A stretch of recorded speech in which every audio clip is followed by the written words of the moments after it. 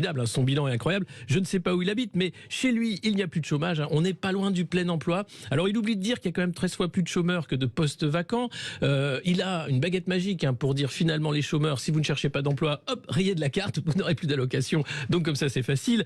La vaccination, alors pas assez. Hein, la 3e dose. En août, Olivier Véran, ministre de la Santé, nous disait, vous inquiétez pas, le pass sanitaire ne sera pas lié à une 3e dose. Bon, c'était en août.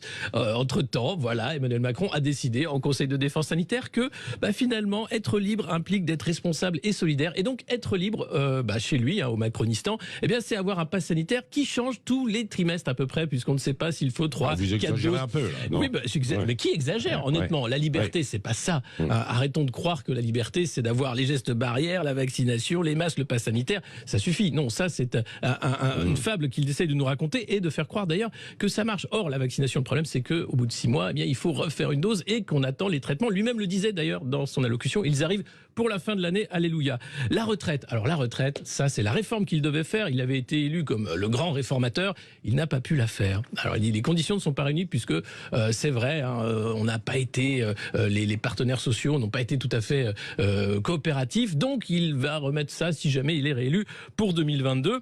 Et puis, alors après, il y a tout qui va, la planète, l'Europe. Bref, on attend la suite. C'est lui le sauveur de la France, le nucléaire bien sûr, et 19 milliards qui sortent encore du chapeau. Alors on ne sait même pas d'où ils sortent. Maintenant, il sort des chiffres, simplement pour dire, pour rénover les hôpitaux, les EHPAD. Formidable.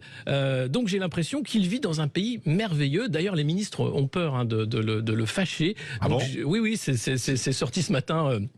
En disant, suite à la sortie de Madame Vargon sur les maisons individuelles, il avait été très très fâché. Donc là, plus personne ne lui dit rien. Lui vit avec des chiffres sans doute embellis.